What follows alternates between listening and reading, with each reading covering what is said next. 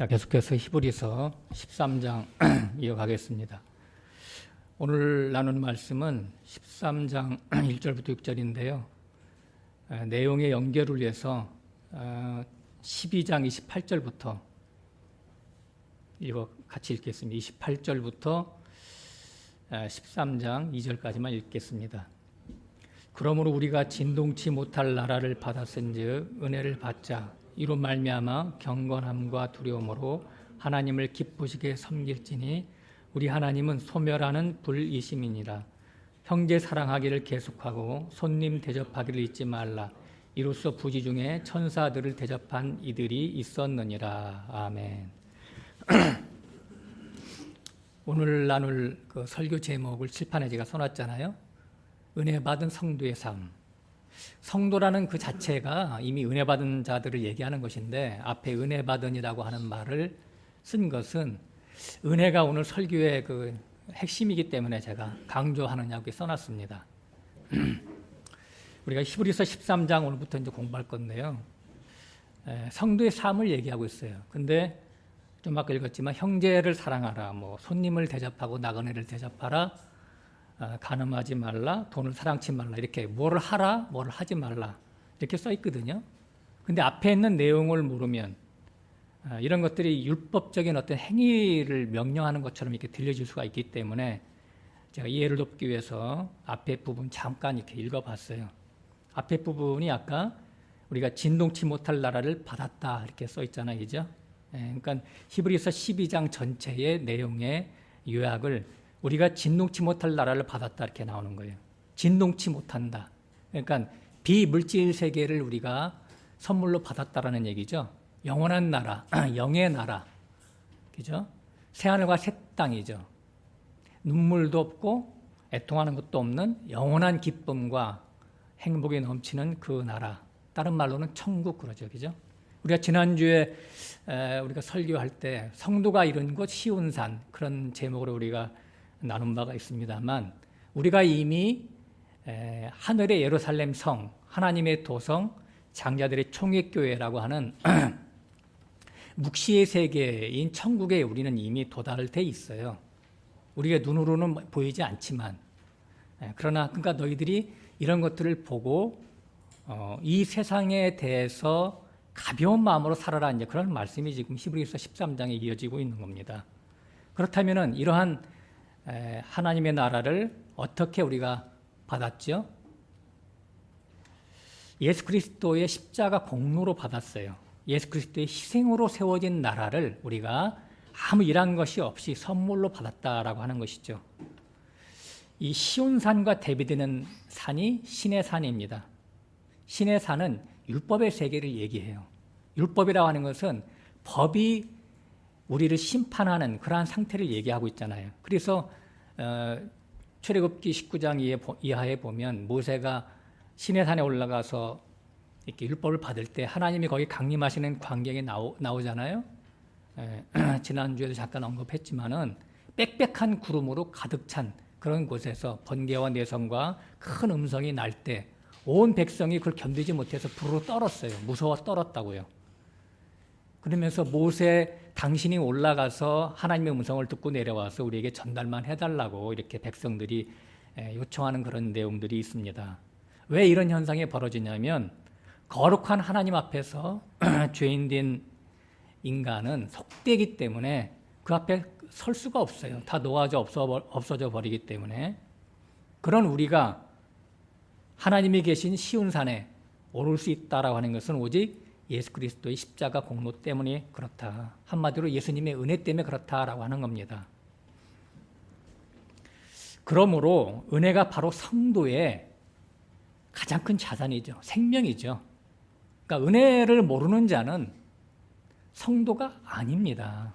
그 은혜라고 하는 것을 다른 말로는 하나님의 긍휼, 하나님의 용서, 혹은 하나님의 사랑 여러 가지로 이렇게 표현할 수가 있습니다. 그러니까 본질상 진노의 자식으로 태어난 사람은 그 어떠한 행위로도 죄를 없애지 못합니다. 죄의 삭은 사망이잖아요. 그래서 심판받고 지옥에 다 가야 될 운명들이에요. 그런데 예수 그리스도의 십자가 대속으로 내 죄를 우리들의 죄를 아무 조건 없이 다 용서받은 자들, 그들이 바로 성도들이죠. 이처럼 큰 은혜가 어디 있겠어요? 이처럼 큰 사랑이 어디 있겠습니까? 그렇다면 하나님은 왜 나를 이렇게 조건 없이 구원하셨을까요? 살다 보니까 내 앞집에 있는 영철이, 내 뒷집에 사는 순이는 하나님을 믿지 않는데 왜 나만 구원받았을까요? 면밀히 살펴보니까 창세전 어린 양의 생명책에 기록된 것이 알아치더라라고 하는 거예요. 그래야지 모든 게 풀려지는 거예요. 하나님이 나에 대해서 쏟아부어 주시는 그 낯선 사랑, 그것에 대한 이해가 있기 위해서는 반드시 영원전 하나님이 나를 택하셨다라는 데까지 가지 않으면 절대로 풀려질 수가 없는 숙제입니다. 그래서 하나님이 나를 사랑했다고 하는 그것을 알고 나서는 그랬구나, 그랬어. 내가 영철이보다 순이보다 더 착하게 산 것도 없는데, 더 신앙을 열심히 낸 것도 없는데, 더 성경 지식이 많은 것도 아닌데, 예수 그리스도의 십자가 복음이 들려졌을 때 그냥 믿어지는, 그냥 내 마음속에서 그냥 스펀지처럼 빨아들여지면서 믿어지는 것이 하나님의 나를 창세전부터 찜해서 그랬구나라는 것을 알게 되는 것이죠. 하나님이 너는 내 거야 라고 찜했다니까요. 그래서 이사야서 43장 1절에 나오잖아요. 야곱아, 내가 너를 지명하여 불렀나니 너는 내 것이라. 야곱아. 야곱이라는 말이 뭐예요? 찌질이 못나니 그걸 넘어서 더 치사하고 야비한 그런 사람의 대명사 아니겠습니까? 야곱이. 우리가 다 야곱 같은 존재들이에요.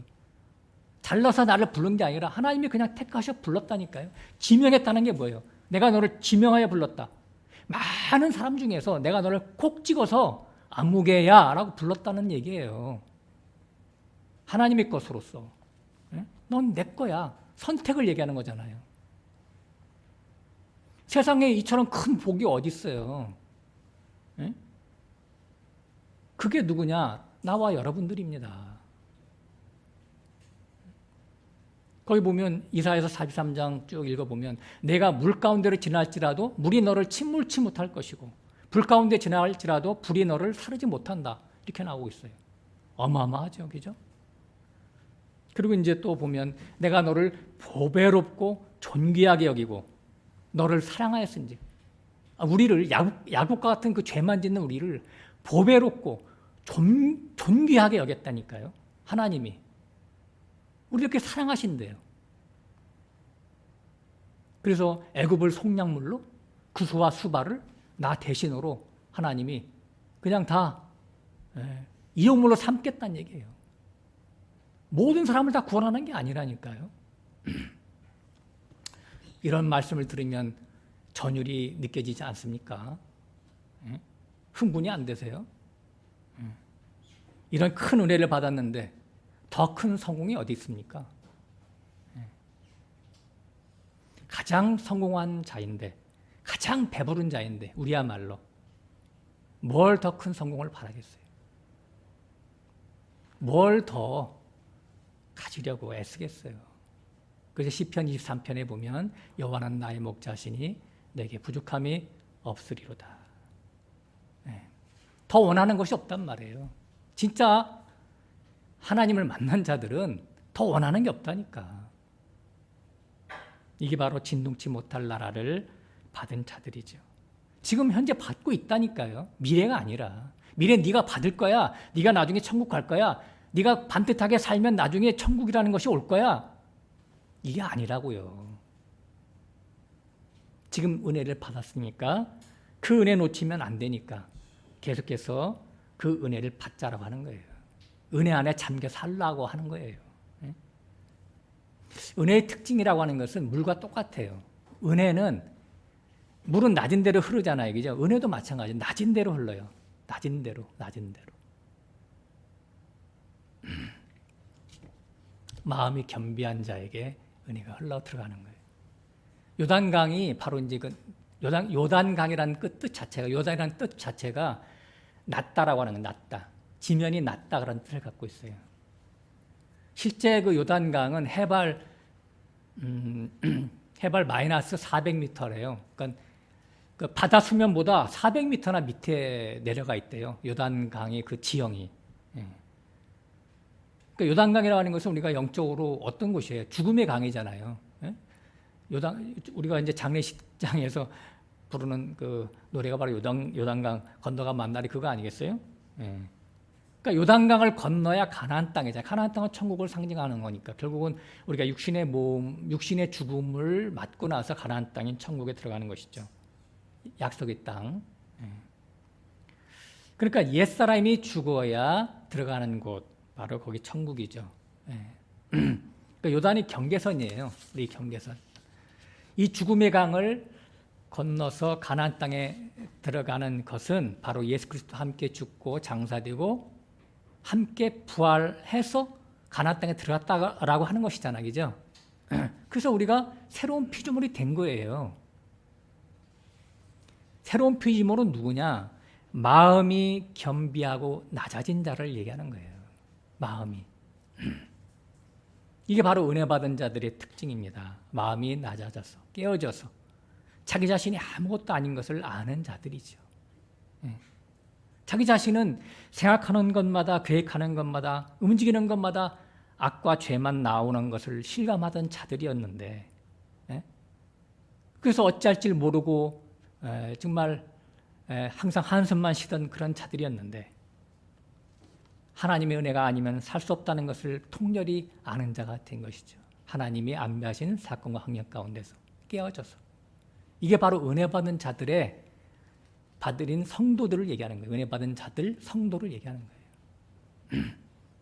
우리는 어떻게 이런 자들이 되었죠? 29절 보면, 12장 29절 보면 우리 하나님은 소멸하는 불이심이니라.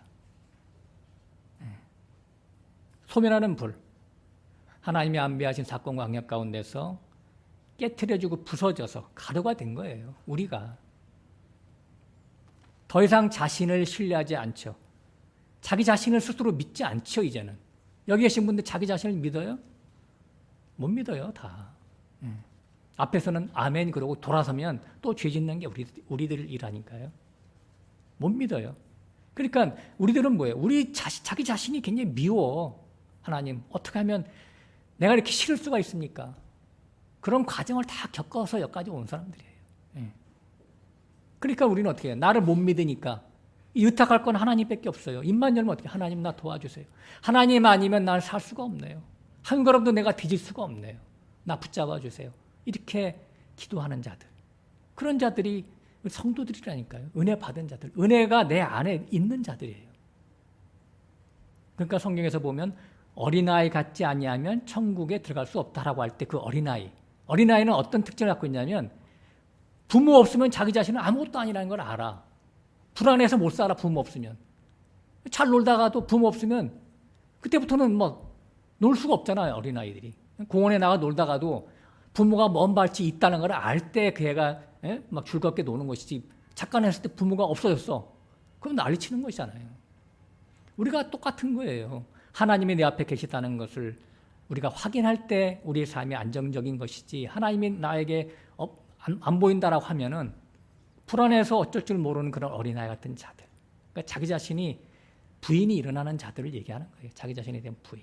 이건 자기 부인은 그러니까 자기 임의대로 내가 억지로 나를 부인한다 그런 게 아니라 자기 자신이 존재에 대해서 완전히 아무것도 아닌 것을 알 때 자기 부인이 저절로 되어지는 것이죠. 이런 사람은 더 이상 자기 주체로 살려고 하지 않습니다. 주권을 주님께 양도하죠. 그래서 예수님 보고 주님 주님 그러는 거예요. 그래서 히브리서 13장은 이런 사람들의 삶에 대해서 쓴 것입니다. 하나님의 은혜와 하나님의 사랑을 받은 자는 저절로 자기 부인이 되어져서 이러한 삶들을 살게 되어져 있어요. 자기 부인, 자기 부인을 영어로 한마디로 얘기하면 뭐예요? I am nothing이잖아요. 그죠? I am nothing입니다. 그래서 이제 1절부터 쭉 내려가는 그런 것들은 형제를 사랑하라, 손님을 대접하라, 5절에 보면 돈을 사랑치 마라, 이런 것들은 세상 윤리도덕적인 행동 규범이 아니에요. 이건 영적인 또 신앙적인 행보에 대한 기록입니다. 1절 한번 보겠습니다. 형제 사랑하기를 계속하고 이렇게 써 있죠. 주님이 말씀하셨어요. 누가 내 부모요 내 형제요 내 자매냐. 아버지 뜻대로 행하는 자라야 내 부모 형제 자매니라. 이렇게 말씀하셨어요. 그죠? 아버지 뜻, 하나님의 뜻이 뭐예요? 아버지 의가 뭐예요? 아버지 의. 인간의 의는 더러워서 다 배설물로 버리고 오직 하나님의 의이신 예수 그리스도만 붙잡는 것이 바로 하나님의 뜻입니다. 하나님의 의이고 이것이 또한 하나님의 일이기도 하죠. 그죠? 요한복음 5장 6장에 잘 나와 있잖아요. 예수 그리스도를 믿어서 의롭게 된 자들을 주님은 내 형제라고 말합니다. 내 형제. 그래서 히브리서 2장 11절에도 거룩하게 하시는 자와 거룩하게 함을 입은 자가 다 하나에서 난지라. 거룩하게 하시는 자는 예수님이고 거룩함을 입는 자들은 우리들인데 예수님도 하나님께로 났고 우리도 하나님께로 났기 때문에 우리가 우리를 형제로 부르시기를 부끄러워하지 아니했다라고 하는 거예요. 하나에서 났기 때문에. 자, 생각 좀 해보세요. 예수님이 우리 창세기 보면 창세기 1장은 여호와 하나님이 복수로 나오다가 창세기 2장 4절부터 여호와 하나님이 나오거든요. 근데 여호와 하나님이 바로 말씀하시는 하나님이잖아요. 그 여호와 하나님이 말씀을 해서 그 세계 우주 만물을 창조하시고 또 백성들을 이렇게 이끌어 가시는 그런 것들이 나오는 건데 여호와 하나님이 바로 예수님 자신이에요. 자신이라고. 창조주가 당신이 만든 그 피조물을 보고 너와 나는 동등이야, 형제야 이렇게 말한다고 해보세요. 이런 파격이 어디 있어요? 이런 파격이. 이런 사랑이 어디 있겠어요?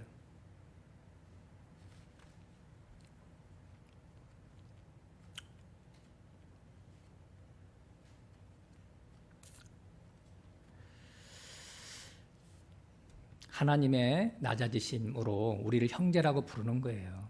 형제될 자격이 없지만 형제라고 불러주시는 것이죠. 그래서 여기서 형제를 사랑하라고 하는 그런 말은 너 그 사랑 알고 있냐? 라고 묻고 계시는 거예요.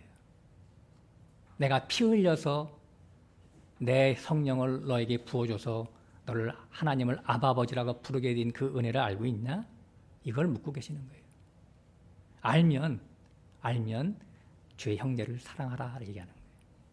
형제가 어디 있어요? 주님의 형제가? 주님의 집에 있죠. 거기 어디예요? 교회죠. 교회 생활을 의미하는 거예요. 교회 생활. 형제를 사랑하라고 하는 것은 집에 있는 형제가 아니고 친구가 형제가 아니고 육신의 형제가 아니고 거듭난 성도들을 주님의 그 형제라니까요. 그게. 그 은혜 받은 네가 그 은혜를 아냐? 그 은혜를 한번 실행해봐. 이런 얘기를 지금 1절에서 쓰고 있습니다.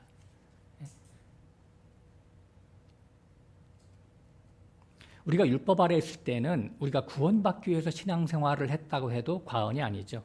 그런데 은혜 아래 와보니까 구원은 나의 신앙의 행위로 된 게 아니라 하나님의 영원한 선택으로 그냥 사랑으로 내게 선물로 그냥 주어진 것을 알게 되는 것이죠. 이렇게 선물로 구원을 받은 성도들은 어떻게 사는 게 맞겠어요? 그의 나라와 그의 의를 구하는 것이 맞겠죠. 나를 위해서 인간 자기 자신을 위해서 구원을 준 게 아니라니까요. 하나님의 영광을 펼쳐 보이라고 구원을 준 거예요. 예? 하나님의 영광을 네가 너의 삶 속에서 어떻게 나타낼 것이냐. 그것이 우리의 관건이라니까요. 그것이 우리의 나름대로 나머지의 신앙생활이고요. 그렇게 하라고 구원을 준 거라고 하는 거예요. 너 은혜 받았지? 너 하나님의 사랑을 받았지? 그럼 그걸 쏟아내봐. 너의 있는 곳으로 구제해봐. 그런 얘기 하는 거잖아요. 그래서 하나님이 되심을 너의 삶을 통해서 찬양해봐. 그걸 말씀하는 거예요. 나 같은 죄인을 성령을 보내서 자녀 삼으시고 주님의 형제로 불러주시는 이 큰 영의 영광, 이보다 더 큰 명예가 어디 있습니까? 명예라면. 대통령이 잽이 돼요? 국회의원이 잽이 돼요? 주님의 형제가 됐다는데. 그래서 여기서 말하는 사랑하라고 하는 것은 명령이 아닌 거예요. 내가 어떻게 은혜로 주님의 형제 되었음을 아는 자는 교회 안에서 만나는 모든 사람이 다 귀해 보이고 다 높아 보이는 것이죠. 다 보석같이 보이는 거예요. 주님이 피 흘려 구속하신 한 생명으로 보여지기 때문에 저절로 사랑의 마음이 흘러나가게 되는 것이죠. 내가 하는 게 아니라 내 안에 계신 성령께서 하시는 거예요. 에베소서 2장 가서 잠깐 보겠습니다. 4장.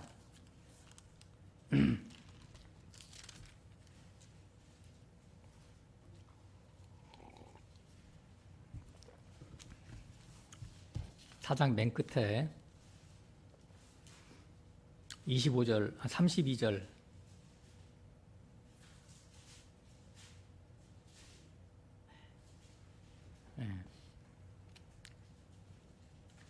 서로 인자하게 하며 불쌍히 여기며 서로 용서하기를 하나님이 그리스도 안에서 너희를 용서함 같이 하라.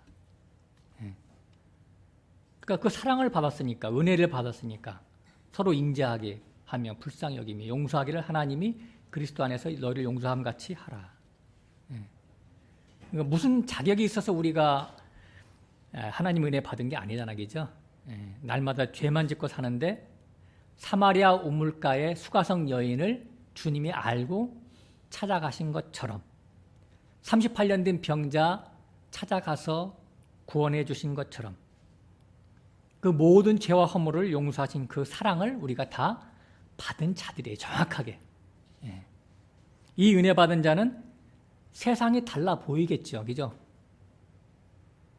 옛날 법 아래 살았을 때는 저렇게 주변에 있는 사람들 보면 저렇게 믿어서 천국 갈 수 있을까? 혀를 차면서 정죄했는데 은혜 받고 보니까 어때요? 다 불쌍히 보이고 다 사랑스럽게 여겨지는 거예요. 그죠?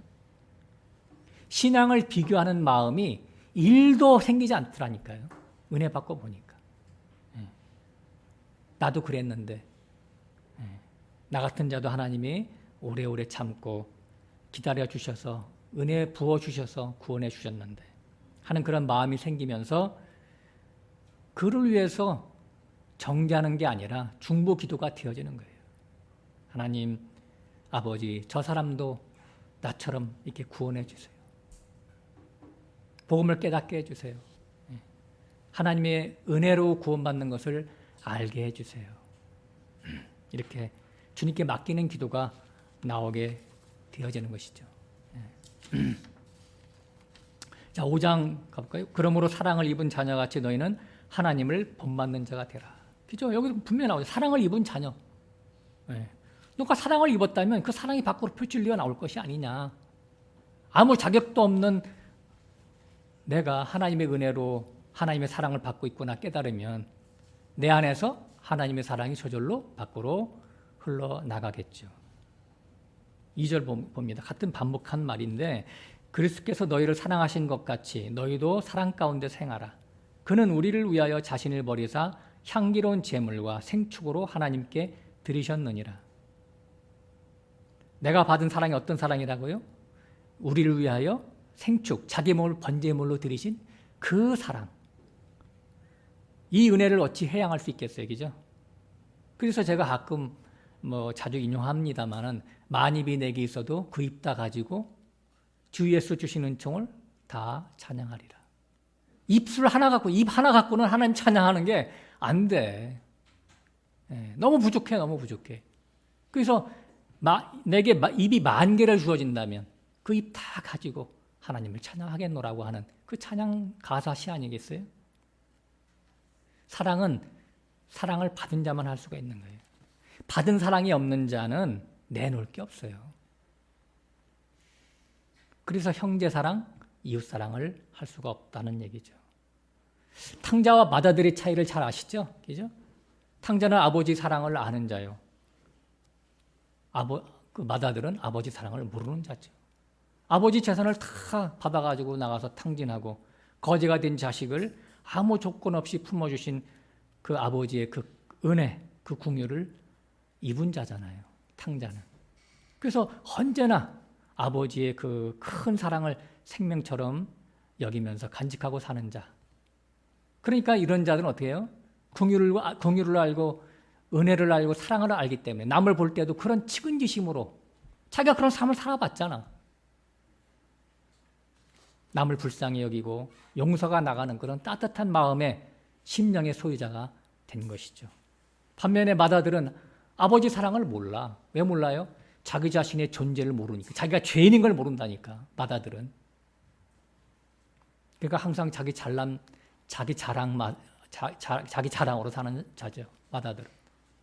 그러니까 자기 자랑 있는 자는 어때요? 인색하고 표독스럽고 정죄하는 마귀 성품 그대로 살고 있는 거예요. 둘 중에 누가 아버지의 가업을 이어받겠어요? 누가 천국의 아들이겠어요? 그죠? 둘째 아들이겠죠. 은혜를 아는 자. 이것을 확대해 보면 창기와 세리와 죄인들이 먼저 천국에 들어갈 것이다. 주님은 말씀하셨어요. 자, 히브리서 13장으로 다시 가보겠습니다.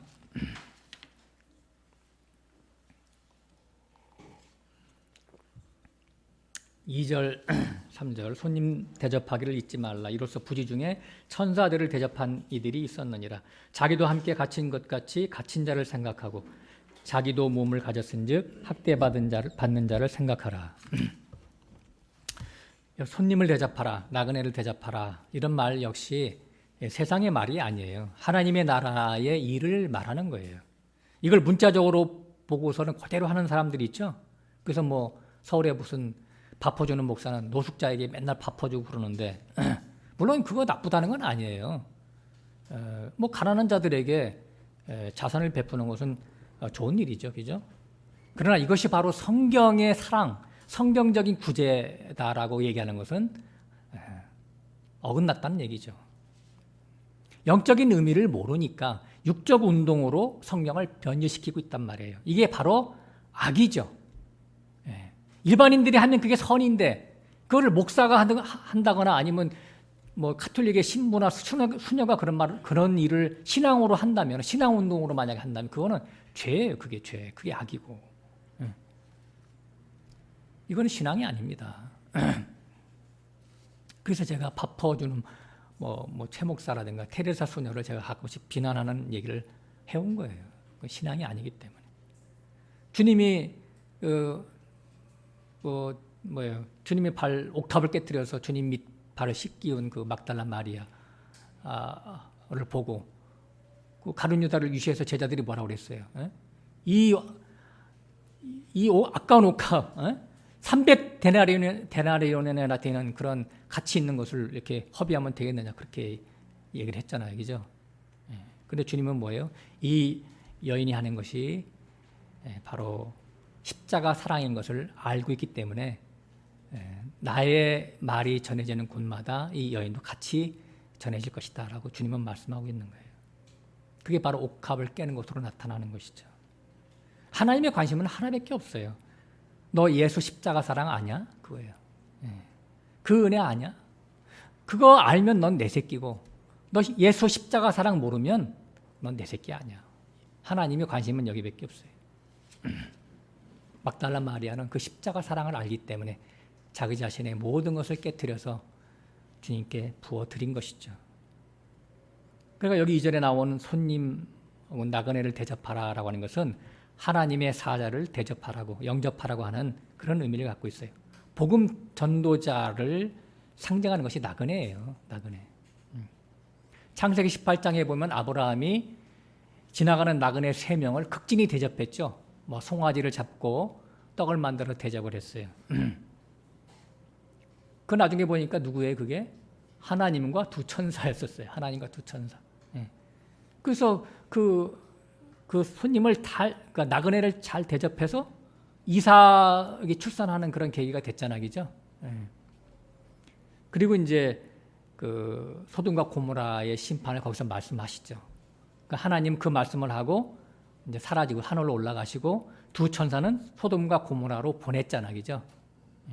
이때 롯이 소돔 성문에 앉아 있다가 두 천사를 영접을 하게 됩니다.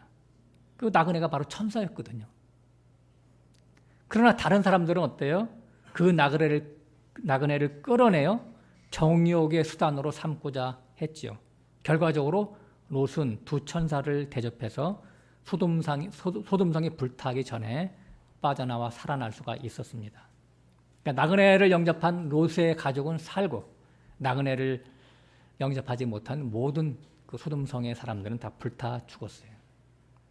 이것은 롯이 영감이 있어서 그 나그네를 영접한 게 아니었죠. 우리가 그 앞뒤 전후를 읽어보면 소돔의 멸망을 전해드린 아브라함이 그 조카 롯을 위해서 중보기도 했기 때문에 거기에 뭐 소돔에 뭐 50명이 있으면 뭐 살려주세요. 45명이 있으면 살려주세요. 6번이나 하나님이 마음을 바꿀 정도로 아브라함의 중보기도를 들어주셨죠. 아브라함의 중보는 모형입니다. 예수 그리스도를 상징하는 것이죠.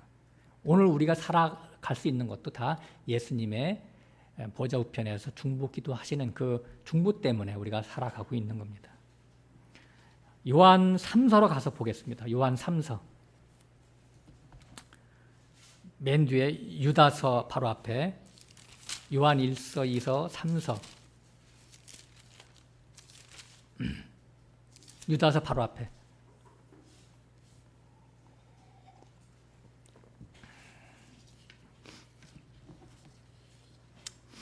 (1절) 잠깐 볼까요? 1절. 장로는 사랑하는 가이오 곧 나의 참으로 사랑하는 자에게 편지하노라. 사랑하는 자여 내 영혼이 잘된 같이 내가 범사에 잘되고 강건하기를 내가 강구하노라. 여기서 이제 장로는 누구냐면 사도 요한을 자기 자신을 얘기하는 것이고 가이오는 그 당시에 그 나그네들을 잘 대접했던 그 형제를 얘기하는 거예요. 예수님이 형제를 얘기하는 거예요. 5절로 가보겠습니다. 사랑하는 자여. 사랑하는 자라고 하는 것은 가이오를 얘기하고 있는 거예요. 내가 무엇이든지 형제 곧 나그네 된 자들에게 행하는 것이 신실한 일이니. 그러니까 지금 요한 3서는 수신자가 가이오예요. 가이오 형제인데 사도 요한이 가이오 형제에게 보낸 서신서죠.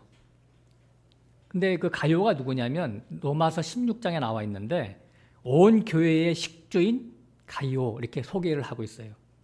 그러니까 가이오가 그 당시에 부유한 자였는데 교회에 쓸 일체의 비용을 자기가 거의 다 감당했다는 것을 우리가 알 수가 있어요. 비용을 부담한 자죠. 그래서 나그네 된 형제, 5절에 보면 사랑하는 자, 네가 나그네 된 형제들에게 행하는 것. 그러니까 당시 그 복음을 전하는 순회 전도자들이 굉장히 많았었어요. 그 당시에는. 그들에게 대한 필요를 공급하는 일을 같이 복음을 위해서 수고하는 자가 돼서 이렇게 했다는 얘기예요. 지금 사도 요한이 그 칭찬하고 있는 거예요. 그래서 신실한 일이니라고 할 때 뭐예요? 열매 맺는 일을 네가 했단 말이죠. 영적인 열매 맺는 일을 네가 했다. 저희가 교회 앞에서 너의 사랑을 증거하였느니라.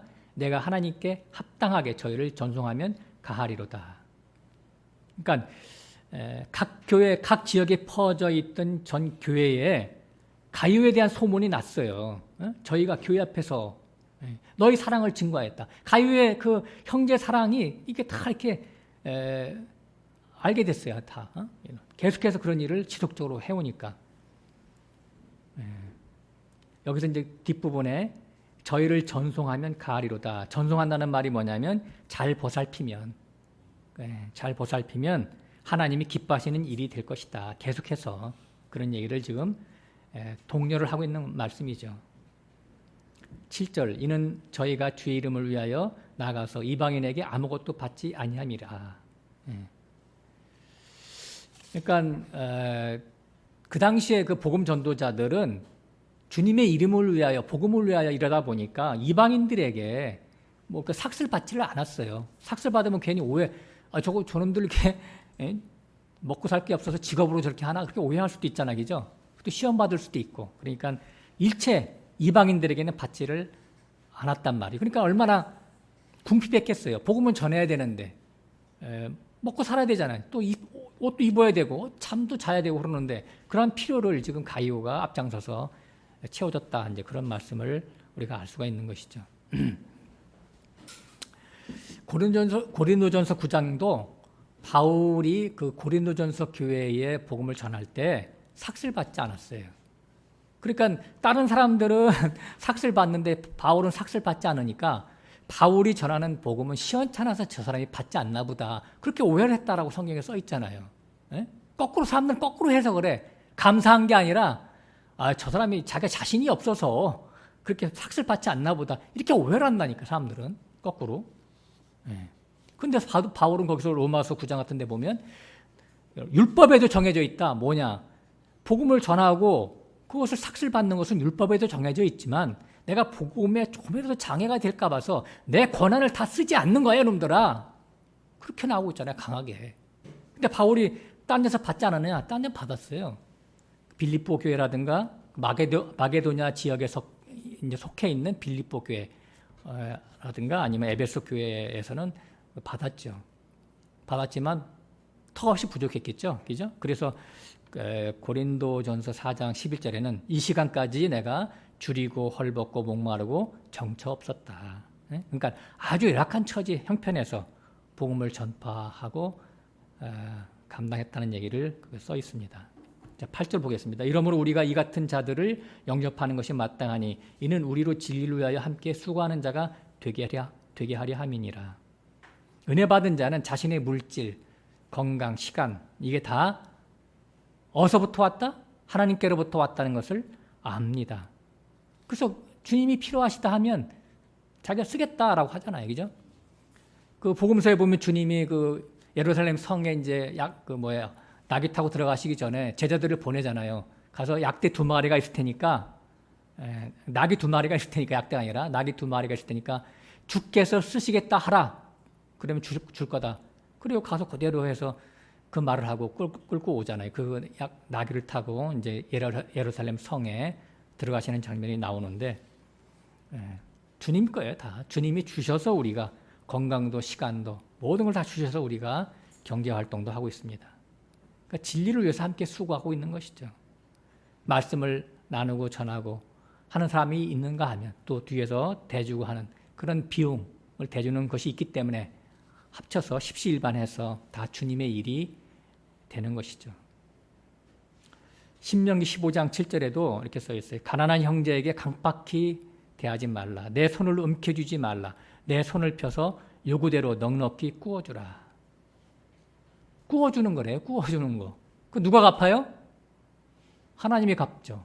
그 나그네들에게 구워주면 그거는 주인이신 하나님이 갚아주신다니까요. 자, 다시 히브리서 13장 4절로 가보겠습니다.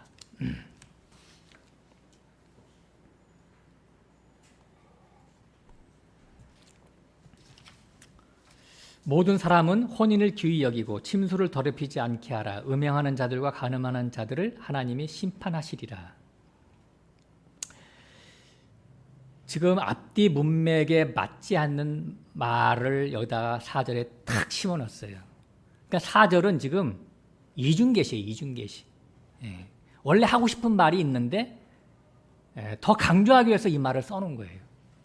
그러니까 우선은 이중계시니까 두 가지를 다 봐야 되겠죠. 첫 번째는 액면대로 봐야 된다는 얘기죠. 액면대로. 간음하지 말라, 음행하지 말라. 그죠? 액면대로. 은혜 받은 성도의 삶을 그렇게 살아야 되겠죠. 그죠? 죄와 허물로 죽은 자를 살려내시고 하늘에 앉혔잖아요. 그러니까 영원한 생명에 참여케 했잖아요. 예전에는 우리가 어땠어요? 은혜 받기 전에는 마귀에게 속해가지고 육체와 마음이 원하는 대로 살았기 때문에 내 욕망을 위해서 살았죠. 그죠? 그러니까 우리가 결혼했지만 배우자만 속이면 얼마든지 자기 마음대로 욕망을 따라 살 수가 있었지요. 나쁜 짓 하면서. 그러나 이제는 십자가를 같이 통과하고 나서는 어떻게 되었어요? 십자가에서 내가 예수와 함께 죽었죠. 그 다음부터는 내가 하나님 앞에서 사는 자죠. 무엇이 달라졌어요? 그게 달라졌지. 옛날에는 하나님이 없는 줄 알았어. 교회는 다녀도 근데 지금은 하나님이 바로 내 앞에 계시다는 것을 알죠. 하나님을 속일 수 없음을 알고 있어요. 그리고 두 번째는 인생관 가치관이 달라져요. 그러니까 옛날에는 육신의 욕망과 욕구, 쾌락 이런 걸 추구하는 것을 중요시 여겼는데 지금은 그런 것들이 다 부질은 없는 짓이다라고 하는 것을 깨닫고 그걸 버리는 것이죠. 그러니까 어떤 욕망과 욕구가 똑같이 올 수 있어요. 거듭났을지라도. 그러면 어떻게 해요? 아, 이게 사단이 왔네. 나를 넘어뜨리려고, 나를 시험하려고 또 왔네. 그럼 어떻게 돼요? 내가 이걸 이기려고 내가 나가는 게 아니라 주님을 앞장 세워서 내 아버지 주님께 모든 걸 부탁드리는 거예요. 하나님 앞에서 엎드리는 자가 되는 것이죠. 하나님, 더 이상 저는 죄를 짓고 싶지 않습니다. 저 좀 살려주세요, 아버지.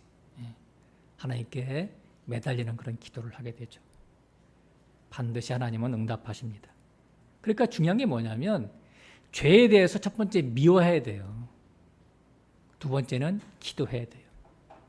나 혼자 이기지 못해요. 내가 이길 수가 없어. 죄를 어떻게 이겨? 죄 가운데 태어난 존재가. 그러나 내가 죄가 얼마나 하나님이 싫어하는 것을 아는 자는 하나님이 그 마음이 내게 덧입혀지니까 기도하게 되고 그 기도를 하나님이 응답해 주시는 것이죠.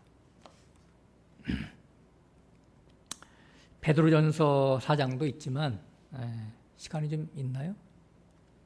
시간이 좀 있네. 가서 한번 읽어볼까요? 그럼 베드로전서 4장 가서 보겠습니다.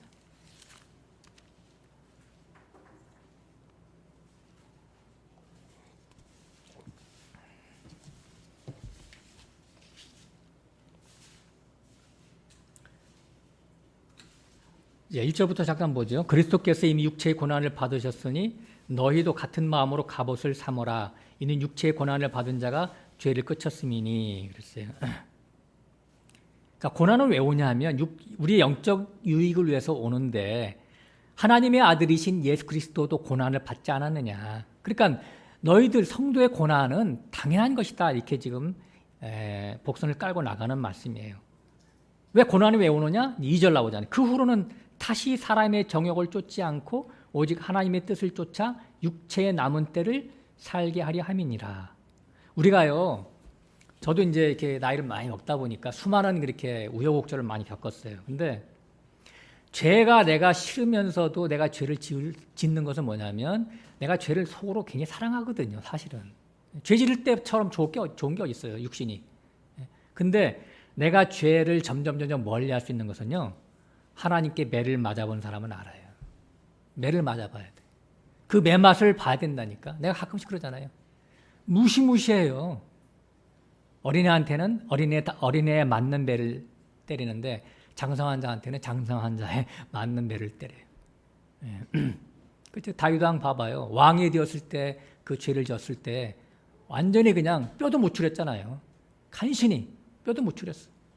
그 매의 맛을 알기 때문에 우리가 그 죄를 멀리할 수가 있는 거예요. 그래서 우리에게 고난을 주시는 것이죠. 다른 말로는 징계죠, 징계. 3절 너희가 음란과 정욕과 술취함과 방탕과 연락과 무법한 우상 숭배를 하여 이방인의 뜻을 쫓아 행한 것이 지나간 때가 족하도다. 오늘 핵심이에요. 그죠? 다시 한번 읽어봅니다. 너희가 음란과 정욕과 술취함과 방탕과 연락과 무법한 우상 숭배를 하여 이방인의 뜻을 쫓아 행한 것이 지나간 때가 족하도다. 그것이 다 이방인의 삶을 살았단 말이에요. 근데 그런 것들 너 해봤잖아. 족한 거야, 이제 족한 거야. 이제 손 떼. 더 해봤자 무슨 소용이 있어. 다 그게 그거야. 그런 말씀이에요. 그죠? 이제 손 털고 그리스도를 쫓아 살아야지. 내 신분에 걸맞게 살아야지. 그런 말씀을 지금 하고 있는 거예요. 이러므로 너희가 저희와 함께 그런 극한 방탕에 다름질하지 아니하는 것을 저희가 이상히 여겨 비방하나 저희가 산자와 죽은 자 심판하기를 예비하신 자에게 직구하리라. 여기 지금 4절 보면 아주 재밌는 말이 써 있어요. 같이 이렇게 짝짝꿍돼서 여러 가지 이방인의 삶을 살고 잘못을 저지르다가 우리 성도된 자들은 손 털고 나왔는데 그들은 우리 보고 욕한대요. 야, 너만 거기 빠져나가면 어떻게 해? 같이 죄를 계속 져야지. 이렇게 비방한대요, 뒤에서. 그러니까 우리들에게는, 성도들에게는 유턴하는 때가 있는 거예요. 유턴. 회개하는 때가 있단 말이에요. 반드시 그런 때가 있어요. 5절에 보면 심판을 받아서 결국 심판대 앞에 쓴다, 이제 그런 얘기가 나오는 것이죠. 자, 히브리서 다시 13장 가서 4절에 진짜 본뜻, 혼인을 귀히 여기고 침소를 더럽히지 않게 하라 음행하는 자들과 간음하는 자들은 하나님이 심판하신다는 이 본뜻, 진짜 의미, 영적인 의미를 우리가 살펴보겠습니다. 아까 이중계시라고 했으니까, 자, 부부 중 한 사람이 만약에 바람을 피면 가정이 파탄이 나겠죠, 그죠? 결국 이혼으로 치닫게 되고 남남이 돼버립니다. 마찬가지입니다. 성도가 신랑 되신 하나님을 사랑치 않고 하나님 말고 돈을 사랑하면 세상신 다른 남자를 사랑하는 것과 똑같은 거예요. 이것이 바로 바람 피는 것이고 음란이고 간음한다, 간음이다라는 그런 말씀을 지금 하고 계신 거예요. 여기서 지금 4절에서. 더 정확히 말씀드리면 성도는 어린 양 예수의 약혼녀입니다. 약혼녀. 정혼 상태. 그래서 너는 내 거야. 내 아내가 될 자야. 그래서 혼인을 약속한 상태죠. 그죠? 그러니까 우리의 신앙생활은 뭐예요? 신부단장을 하는 때 신부단장. 예. 성도는 남편 대신 신랑 대신 예수만 사랑하고 그만 의지해야 되겠죠. 주님이 재림하실 때까지. 내가 천국 갈 때까지. 그런데 세상신 마귀에게 미혹되면 어떻게 돼요? 이게 간음이 되고 음행이 되는 거예요. 내 마음을 뺏기는 거예요. 내 마음을. 예. 그래서 호세아서가 그걸 나타내주고 있잖아요. 하나님과 이스라엘 사이를 갖다가 호세아와 고멜 사이로 이렇게 비유해서 써는 것이 호세아서잖아요. 그죠? 예. 제사장이에요. 호세아는. 거룩한 자예요. 거룩한 자가 음란한 여자랑 결혼할 수가 없는데 음란한 여자랑 결혼하라고 하나님이 명령해서 음란한 여자를 데려다가 결혼했어요. 아니나 다를까? 이 음란한 여자가 자기 속에 음심이 막 나오니까 다른 남자에게 눈이 마주쳐가지고 밖에 나갔어요. 애까지 낳았는데도. 몇 번이나 그래요. 이것이 바로 북조 이스라엘이 바로 아수르를 사랑한 것으로 남조 유다가 바벨론을 사랑한 것으로 이렇게 성경에서는 역사적으로 이렇게 나오고 있는 거예요. 그 성경에 뭐라고 나와요? 결론이. 네가 아수르가 그렇게 좋냐? 바벨론이 그렇게 좋아? 그럼 너 아수르한테 가서 살아봐. 그 남편하고 가서 살아봐. 어떻게 됐어요? 나중에 뼈도 못 추렸잖아, 그죠? 아수르에게 멸망당하고 바벨론에게 멸망당했잖아, 그죠? 네, 이게 바로 이스라엘의 남북조로 갈라진 역사예요. 이스라엘은 하나님의 택하신 성도와 똑같죠, 그죠? 그래서 하나님으로만 행복해하고 기뻐하고 만족하고 살아야 되는데 자꾸 이웃나라가 잘 사는 게 부러워하는 것을 바알과 아세라 신을 섬기는 것으로 비유된 것이죠. 풍요와 자산의 신을 섬기는 것으로 비유한 거예요. 하나님의 심판이 뒤따랐죠. 야고보서 4장 4절도 그러잖아요. 그죠? 간음하는 여자들이요. 세상과 벗된 것이 하나님과 원수됨을 알지 못하느냐 경고하고 있습니다. 그래서 오늘 4절에 나온 거예요. 간음에 이어서 5절에 돈을 사랑치 말라 그 말이 나오는 거예요. 연결되는 거예요. 그게. 간음이 곧 돈사랑이다라고 하는 것을 부각하고 강조하기 위해서 이 말씀을 써놓은 거예요. 그러니까 우리 인간 생활, 삶 속에서도 부부 생활에서 가장 중요한 것이 정결한 마음을 지키는 것이지 않느냐. 그와 마찬가지로 신앙에 있어서도 가장 중요한 것이 정결한 마음인데 그 정결한 마음이 바로 네가 돈을 사랑하지 않는 것으로 지켜지는 거야. 그 말을 지금 하고 계시는 거라니까요. 5절 읽어봅니다. 돈을 사랑치 말고 있는 바를 족한 줄로 알라. 그가 친히 말씀하시기를 내가 과연 너희를 버리지 아니하고 과연 너희를 떠나지 아니하리라 하셨느니라. 예. 디모데전서 6장에서도 얼마 전에도 우리가 한번 나눴죠. 돈을 사랑함이 일만하게 뿌리다. 예. 성도를 이 세상에 묶어두는 것이 뭐예요? 돈이에요. 돈 사랑. 예. 돈이 많고 적음의 문제가 아니에요. 돈이 많다고 해서 그 돈이 무슨 죄가 있어요? 돈이 잘못한 게 아니에요. 사람이 마음이 잘못이란 말이에요. 돈이 많아도 그 돈에 매이지 않으면 그 돈을 사랑하지 않는 거죠. 돈이 없다고 돈을 사랑하지 않는 것도 아니에요. 돈이 없어도 매일 돈 그러면 그 돈 사랑하는 거예요, 그게. 돈 사랑이 뭐예요? 세상 사랑이고. 세상 사랑은 뭐예요? 자기 자신의 옛사람을 사랑하는 거예요. 이 거듭난 자의 모습이 아니죠. 그 성도는 돈으로 사는 자가 아니라 하나님의 사랑을 먹고 사는 자라니까요. 성도는. 주님이 약속했잖아요. 마태복음 28장에. 그죠? 내가 세상 끝날까지 너희와 항상 함께 하리라. 오늘 5절의 끝에도 그러잖아요. 내가 너희를 버리지 아니하고 과연 너희를 떠나지 아니하리라. 에? 공중의 새도 내가 먹이고 들의 꽃도 내가 입히시거늘 너일까 보냐 너일까 보냐. 너희가 더 소중하지 아니하겠느냐. 에? 믿으세요. 제가 옛날에 저도 가끔 얘기해요. 저는 있잖아요. 제가 이렇게 저도 옛날 돈을 벌어보니까요. 돈 번다고 해서 내가 옷을 두세 벌씩 껴입는 것도 아니고, 에? 구두도 뭐 몇 켤레씩 하는 것도 아니고, 아무 소용없네, 이게. 자꾸 이렇게 이상한 데만 보이고, 이게 돈이 필요한 곳에 보여. 그리고 내가 쓰지도 못해. 돈 벌 게 아니네, 이게. 나만 괜히 수고하고. 그래서 제가 손 털었다니까요. 돈도 이렇게 돈에 대해서 뭐 알아야 돼. 돈의 정체성에 대해서. 그게 나를 기쁘게 할 수가 없다는 것을 알아야 돼. 6절 보겠습니다. 그러므로 우리가 담대히 가로되 주는 나를 돕는 자신이 내가 무서워하지 아니하겠노라. 사람이 내게 어찌하리요 하노라. 6절 말씀은 1, 2절 말씀을 이제 종합하는 거예요. 형제를 사랑하고 나그네를 대접하고 하는 이런 하나님의 복음 사역에 참여하고 돕다 보면은 여러 가지 위협을 만날 수 있지만 하나님이 그때그때마다 돕는다는 그런 말씀이죠. 진짜 나그네 되신 주님이 자기 백성을 구하러 이 땅에 초림 예수로 오셨잖아요. 그죠? 그런데 너무도 보잘것없고 남루한 모습 때문에 누가 대접하는 사람이 없어. 그 3년 동안 거할 곳이 없었어요. 그죠? 그래서 공중의 새도 둥지가 있고 여우도 굴이 있건만 인자는 머리 들 곳이 없다. 그런 말씀하셨는데 낮에는 예루살렘 성 안에 들어가서 복음을 전하고 밤 되면 거할 곳이 없으니까 성 밖에 나와서 그 가난한 자들이 사는 집에 들어가서 머물렀어요. 거기가 베단이에요. 베단이라고 하는 그 말이 합성어인데 베트 해가지고 그 가난한 자의 집을 갖다 베단이라고 그래요. 가난한 자들의 집. 예수님의 처소가 거기였다니까요. 그 주로 이제 나사로의 집에 가서 머물렀죠. 마리아와 막달라 마리아, 나사로. 그 예수님이 이제 나중에 공생이 끝나고 십자가에서 죽으시고 그 시신을 수습하는데 누가 했어요? 예수님이 시신을 누가 수습했죠? 그렇죠.